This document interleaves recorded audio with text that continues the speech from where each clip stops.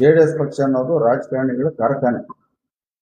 ಇವತ್ತು ಎಷ್ಟು ಜನ ಈ ಪಕ್ಷದಲ್ಲಿ ಬೆಳೆದ್ರು, ಆತ್ಮ ಗೆದ್ರೆ ಆತ್ಮ ಮನೆ ಬಾಗ್ಲಲ್ಲಿ ನಾನು ವಾಚ್ಮ್ಯಾನ್ ಕೆಲಸ ಮಾಡ್ತೀನಿ, ಆತ್ಮ ಸೋತ್ರೆ ನಮ್ಮ ಕುಮಾರಣ್ಣ ಮನೆ ಬಾಗ್ಲಲ್ಲಿ ಅವ್ರು ವಾಚ್ಮ್ಯಾನ್ ಕೆಲಸ ಮಾಡೋದು. ಈ ಸವಾಲ್ ಸ್ವೀಕಾರ ಮಾಡಲಿ, ಆತನ ಗಂಡಸಾದ್ರೆ ಈ ಸವಾಲ್.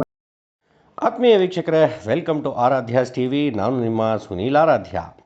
ಬಂಧುಗಳೇ, ಇತ್ತೀಚೆಗೆ ನನ್ನ ಮೂರಿನ ರಾಜಕೀಯ ವಿದ್ಯಮಾನಗಳನ್ನು ನೋಡ್ತಿದ್ರೆ ನನಗೆ ಎರಡು ಬಹಳ ಫೇಮಸ್ ಗಾದೆಗಳು ನೆನಪಾಗ್ತಿವೆ. ಮಾತು ಮನೆ ಕೆಡಿಸ್ತು, ತೂತು ಒಲೆ ಕೆಡಿಸ್ತು, ಮಾತು ಬೆಳ್ಳಿ, ಮೌನ ಬಂಗಾರ. ಎಷ್ಟು ಚಂದ ಇದೆ ಅಲ್ವೇ ಈ ಗಾದೆಗಳು. ಇವುಗಳನ್ನು ನಮ್ಮ ಹಿರಿಯರು ಸುಖ ಸುಮ್ಮನೆ ಹೇಳಿರೋದಲ್ಲ, ಅನುಭವಪೂರ್ವಕವಾಗಿ ಹೇಳಿರುವಂತಹ ಮಾತುಗಳು. ಸೊ ಈ ಗಾದೆಗಳನ್ನು ನಮ್ಮ ಜೀವನದಲ್ಲಿ ಅಳವಡಿಸಿಕೊಂಡ್ರೆ ನೆಮ್ಮದಿಯಿಂದ ಇರಬಹುದು. ಬಟ್ ನಮ್ಮ ಶಾಸಕರ ವಿಚಾರದಲ್ಲಿ ಈ ಗಾದೆಗಳು ಯಾಕೋ ವರ್ಕೌಟೇ ಆಗ್ತಿಲ್ಲ ಅನಿಸುತ್ತೆ ಕಣ್ರಿ. ಕೆಲಸದ ವಿಚಾರದಲ್ಲಿ ಕ್ಷೇತ್ರದಲ್ಲಿ ನಿಧಾನವಾಗಿ ಜನರ ಆಕರ್ಷಣೆಯನ್ನು ಪಡೆಯುತ್ತಿದ್ದಾರೆ.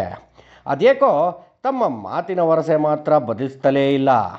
ಇದರಿಂದ ಸುಖ ಸುಮ್ಮನೆ ಇಲ್ಲ ಸಲ್ಲದ ಆರೋಪಗಳು, ಟೀಕೆಗಳು ಎಲ್ಲವನ್ನ ಎದುರಿಸಬೇಕಾಗ್ತಿದೆ. ಈಗಲೂ ಅದೇ ಆಗಿರೋದು.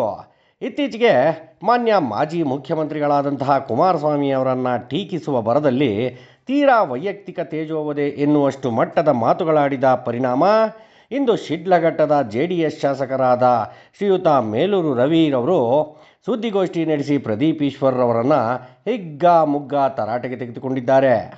ತರಾಟೆಗೆ ತೆಗೆದುಕೊಂಡಿದ್ದೇ ಅಲ್ಲದೆ ಶಾಸಕರಾದ ಪ್ರದೀಪ್ ಈಶ್ವರ್ ಅವರಿಗೆ ಬಹಿರಂಗವಾಗಿ ಸವಾಲನ್ನು ಎಸೆದಿದ್ದಾರೆ. ನಿಮ್ಮ ಬಾಯನ್ನು ಹದ್ದು ಬಸ್ತಿನಲ್ಲಿ ಇಡದೆ ಹೋದರೆ ಮುಂದೆ ಚುನಾವಣೆಯಲ್ಲಿ ನೇರವಾಗಿ ನಾನೇ ನಿಮಗೆ ತಕ್ಕ ಪಾಠ ಕಲಿಸ್ತೇನೆ ಎಂದು ಕಿಡಿಕಾರಿದ್ದಾರೆ ಮಾನ್ಯ ಶಿಡ್ಲಘಟ್ಟದ ಶಾಸಕರಾದ SN ರವಿಕುಮಾರ್ ಅವರು. ನಾನು ಒಬ್ಬ OBC ಹುಡುಗ ಅಂತ ಇವತ್ತು ಅವ್ರು ಮಾತಾಡ್ತಾ ಇದ್ರು. ಇವತ್ತು ಅವರು ಹಿಂದೆ ನಾವು ಗಮನಿಸಿದಾಗ ನಮ್ಮ ದೇಶದ ಪ್ರಧಾನಮಂತ್ರಿಗಳು ನರೇಂದ್ರ ಮೋದಿ OBC ಅವ್ರ ವಿರುದ್ಧವಾಗೂ ಮಾತಾಡಿದ್ರು. ಇವತ್ತು ಅವರು ಕುಮಾರಣ್ಣ ಬಗ್ಗೆ ನಿನ್ನೆ ಮಾತಾಡಿರ್ತಕ್ಕಂಥದ್ದು ನಾವು ಗಮನಿಸಿದಾಗ ಇವತ್ತು ಕುಮಾರಣ್ಣವರು ಏನಾದರೂ ಅವ್ರನ್ನ ವೈಯಕ್ತಿಕವಾಗಿ ಒಂದು ಪ್ರೆಸ್ ಮೀಟ್ ಆಗಲಿ, ಇಲ್ಲ ಏನಾದ್ರು ಮಾಧ್ಯಮದ ಮುಂದೆ ಆಗಲಿ, ಇಲ್ಲ ಅವ್ರ ಬಗ್ಗೆ ಏನಾದರೂ ಮಾತಾಡಿದರೆ ಅವ್ರು ಮಾತಾಡ್ತಾರೆ. ನಮ್ದು ಏನು ಅಭ್ಯಂತರ ಇಲ್ಲ, ನಮ್ದು ಯಾವುದೂ ತಕರಾರು. ಇವತ್ತು ಪ್ರದೀಪ್ ಈಶ್ವರ್ ಅವರು OBC ಹುಡುಗ ಅಂತ ಅವ್ರು ಹೇಳಿದ್ರು. ಇವತ್ತು ಅವ್ರ ಸಮುದಾಯ ಬಲಿಜಿಗರ ಸಮುದಾಯ. ಇವತ್ತು ನಮ್ಮ ರಾಜ್ಯದಲ್ಲಿ ಬಲಿಜಿಗರ ಸಮುದಾಯಕ್ಕೆ ನಾವು ಸಂಬಂಧಪಟ್ಟಂಗೆ ಇತಿಹಾಸ ನೋಡ್ತಾ ಇದ್ದೀವಿ. ಕೈವಾರ ನಾರಾಯಣ ತಾತನವರು, ನಮ್ಮ KV ಟ್ರಸ್ಟ್ ನವೀನ್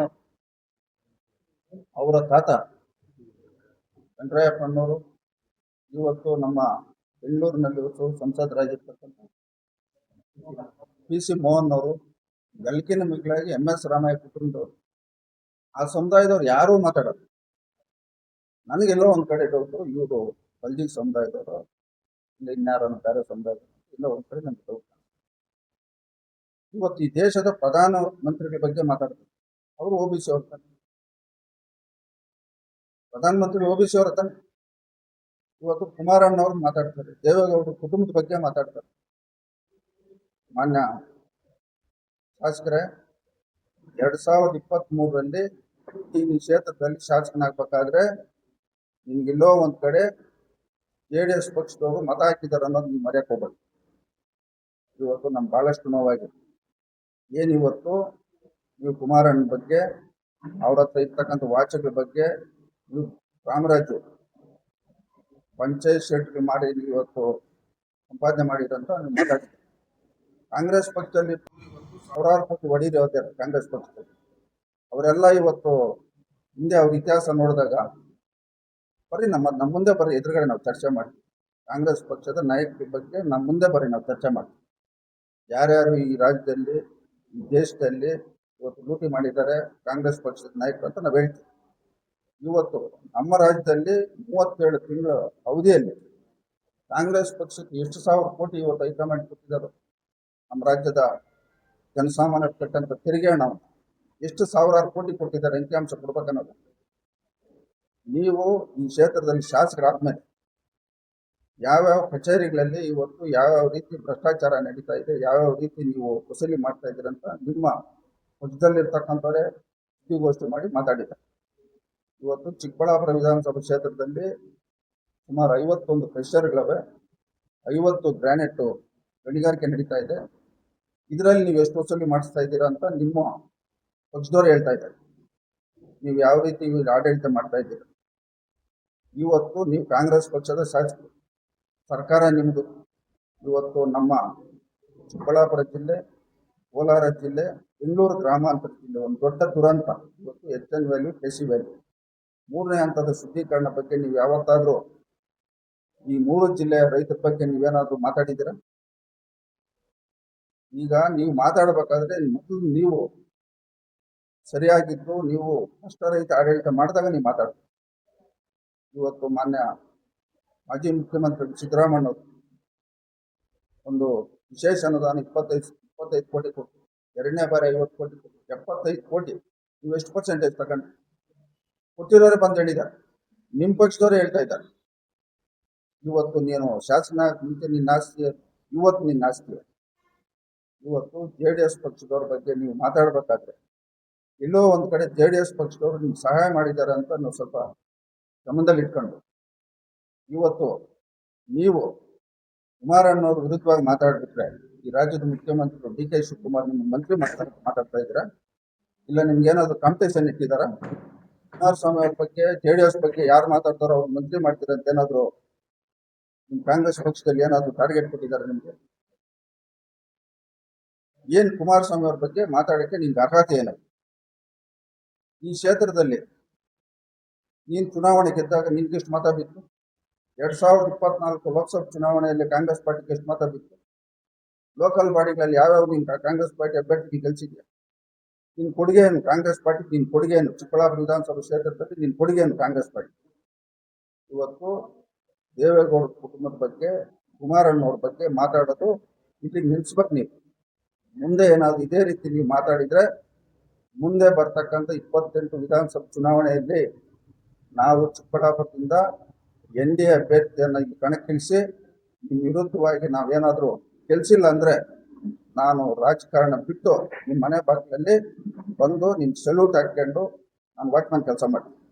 ಇಲ್ಲ ನೀನು ಸೋತ್ರೆ ನಮ್ಮ ಕುಮಾರಣ್ಣ ಮನೆ ಮುಂದೆ ಬಂದು ನಿಂತ್ಕೊಂಡು ನೀನು ವಾಚ್ಮನ್ ಕೆಲಸ ಮಾಡ್ಬೋದು. ಈ ಸವಾಲು ನೀವು ಸ್ವೀಕಾರ ಮಾಡಿ. 28ರಲ್ಲಿ ನೀವೇನಾದ್ರೂ ಗೆದ್ರೆ ಚಿಕ್ಕಬಳ್ಳಾಪುರ ವಿಧಾನಸಭಾ ಕ್ಷೇತ್ರದಲ್ಲಿ ನಾನು ಬಂದು ನಿನ್ನ ಮನೆ ಬಾಗಿಲಲ್ಲಿ ನಿನ್ ಓತಾ ಬತ್ತಾ ನಿನ್ ಸಲ್ಯೂಟ್ ಮಾಡ್ಕೊಂಡು ನಿಮ್ಮ ಮನೆ ಬಾಗಿಲಲ್ಲಿ ವಾಚ್ಮನ್ ಆಗಿ ಕೆಲಸ ಮಾಡ್ತೀನಿ. ಇಲ್ಲ ನೀನು ಸೋತ್ರೆ ನಮ್ಮ ಕುಮಾರಣ್ಣ ಮನೆ ಮುಂದೆ ಬಂದು ನಿಂತ್ಕೊಂಡು ನೀನು ವಾಚ್ಮನ್ ಕೆಲಸ ಮಾಡಿ ಸಲ್ಯೂಟ್ ಹಾಕ್ಬೋದು.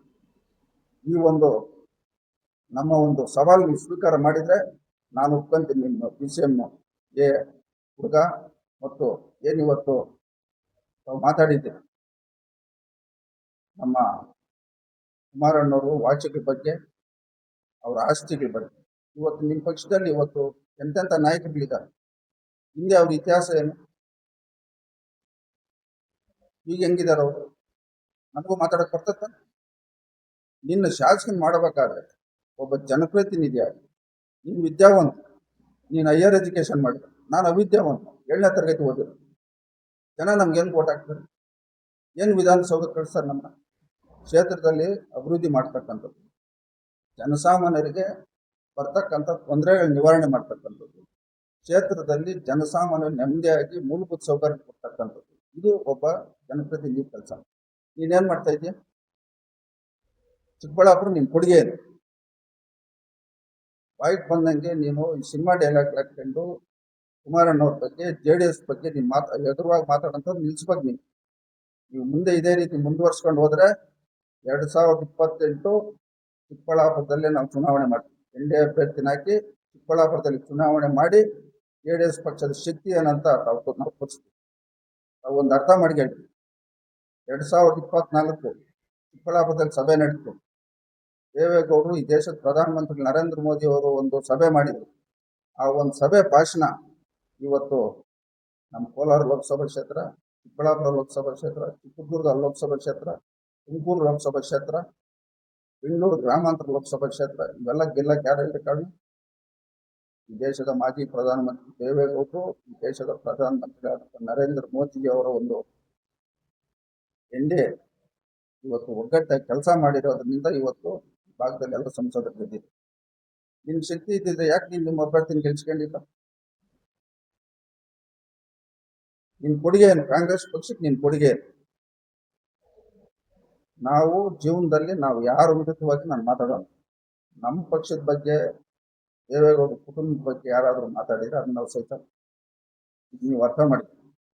ನಾವು ರಾಜಕಾರಣದಲ್ಲಿ ನಾವು ಅಧಿಕಾರಕ್ಕೆ ಆಸೆಪಟ್ಟು ಬಂದಿಲ್ಲ, ರಾಜಕಾರಣದಲ್ಲಿ ದುಡ್ಡು ಮಾಡ್ಬೇಕಂತ ಆಸೆಪಟ್ಟು ಬಂದಿಲ್ಲ. ಇವತ್ತು ನೀವು ಸಿನಿಮಾ ಡೈಲಾಗ್ ಓದ್ಕೊಂಡು ಇವತ್ತು ನೀವು ಎಮ್ ಎಲ್ ಎ ಆದ್ಮೇಲೆ ಎಷ್ಟು ಕೋಟಿ ಸಂಪಾದನೆ ಮಾಡ್ತೀವಿ? ಎಲ್ಲ ಅಂಕಿಅಂಶ ನಿಮ್ಮ ಪಕ್ಷದವರೇ, ಸ್ವಪಕ್ಷದವರೇ ಹೇಳ್ತಾ ಇದ್ದಾರೆ. ಎಲ್ಲೆಲ್ಲಿ ಏನೇನು ನಡೀತಾ ಇದೆ, ಚಿಕ್ಕಬಳ್ಳಾಪುರದಲ್ಲಿ ಶಾಸಕರು ಏನೇನು ಮಾಡ್ತಾ ಇದ್ದಾರೆ. ನಿಮ್ಮ ಮೇಲೆ ಯಾವುದೂ ನಮ್ಗೆ ದ್ವೇಷ ಇಲ್ಲ. ನೀವು ಕುಮಾರಣ್ಣ ಮೇಲೆ ನಿಲ್ಲಿಸಲ್ಲದ ಆರೋಪ ಮಾಡಿರೋದಕ್ಕ ಇವತ್ತು ಇಡೀ ರಾಜ್ಯದ JDS ಪರವಾಗಿ ಇವತ್ತು ನಾನು ಚಿಕ್ಕಬಳ್ಳಾಪುರ ಜಿಲ್ಲೆ ಶಿಡ್ಲಘಟ್ಟ ವಿಧಾನಸಭಾ ಕ್ಷೇತ್ರದ JDS ಶಾಸಕನಾಗಿ ಇವತ್ತು ನಾನು ನಿಮಗೆ ಈ ಒಂದು ಪತ್ರಿಕಾಗೋಷ್ಠಿಯನ್ನು ಕರೆದಿದ್ದೇನೆ. ನಿಮ್ಮ ಮೇಲೆ ನಮ್ಗೆ ಯಾವುದೇ ವೈಯಕ್ತಿಕವಾಗಿ ದ್ವೇಷ ಇಲ್ಲ. ಇಲ್ಲ ನಿಮ್ಮ ಬಗ್ಗೆ ನಾವು ಯಾವತ್ತಾದ್ರೂ ಮಾತಾಡಿದ್ದೀವಿ? ಯಾರ ಬಗ್ಗೆನ ಮಾತಾಡಿದ್ದೀರಿ ಇದುವರೆಗೂ?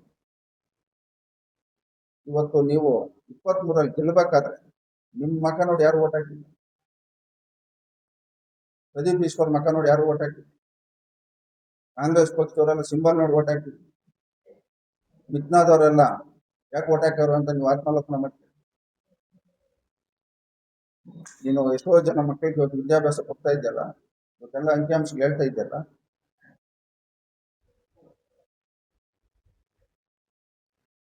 ಎರಡು ವಿದ್ಯಾಸಂಸ್ಥೆ ನಡೆಸ್ತಾ ಇದ್ದೀರಿ ಅಂತೆಲ್ಲ ಹೇಳಿದಿರಲ್ಲ ನೀವು.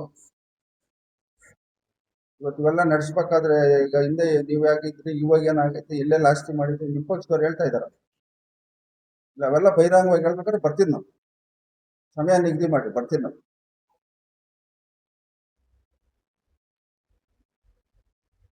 ಇವತ್ತು ಕುಮಾರಣ್ಣವ್ರ ಬಗ್ಗೆ, ಅವ್ರ ಕುಟುಂಬದವ್ರ ಬಗ್ಗೆ, ಬಿಡದಿ ಹತ್ರ ರಾಮರಾಜು ಪಂಚಾಯತ್ ಶೆಲ್ಟು ಮಾರಿಬಿಟ್ಟು ಕೊಂಡ್ಕೊಂಡಿದ್ದೀರ ಅಂತ ಹೇಳಿದೆ. ಕುಮಾರಣ್ಣ ರಾಜಕಾರಣಕ್ಕೆ ಬರಕ್ ಮುಂಚೆನೆ ಅವ್ರ ಫಿಲಿಂ ಡಿಸ್ಟ್ರಿಬ್ಯೂಟರ್. ನೀವೇನಾಗಿದ್ರಿ ರಾಜಕಾರಣ ಬರಕ್ ಮುಂಚೆ? ಕರ್ನಾಟಕ ರಾಜ್ಯದಲ್ಲಿ JDS ಪಕ್ಷ ದೇವೇಗೌಡರು ಬೆಳೆಸಿರ್ತಕ್ಕಂಥ ರಾಜಕಾರಣಿಗಳು ಇಡೀ ಭಾರತ ದೇಶದಲ್ಲಿ ಯಾರು ಬೆಳೆಸಿದಷ್ಟು ರಾಜಕಾರಣಿಗಳನ್ನ ದೇವೇಗೌಡರು ಬೆಳೆಸಿದ್ದಾರೆ. JDS ಪಕ್ಷ ಅನ್ನೋದು ರಾಜಕಾರಣಿಗಳ ಕಾರ್ಖಾನೆ. ಇವತ್ತು ಎಷ್ಟು ಜನ ಈ ಪಕ್ಷದಲ್ಲಿ ಬೆಳೆದ್ರು, ಎಷ್ಟು ಜನ ಮಂತ್ರಿಗಳಾದ್ರು, ಎಷ್ಟು ಜನ ಈ ಪಕ್ಷಕ್ಕಾಗಿ ದುಡ್ದಿರ್ತಕ್ಕಂಥ ಕಾರ್ಯಕರ್ತನ ಬಿಟ್ಟು ಇವತ್ತು ಅವರ ಒಂದು ಅನುಕೂಲಕ್ಕೆ ಪಕ್ಷ ಬಿಟ್ಟು ಇವತ್ತು ಹೋಗಿ ಪಕ್ಷದ ವಿರುದ್ಧವಾಗಿ ಯಾವ್ಯಾವ ರೀತಿ ಇವತ್ತು ಆಡಳಿತ ಮಾಡ್ತಾ ಇದ್ರೆ ತಾವು ಗಮನಿಸ್ತಾ ಇದ್ದೀವಿ.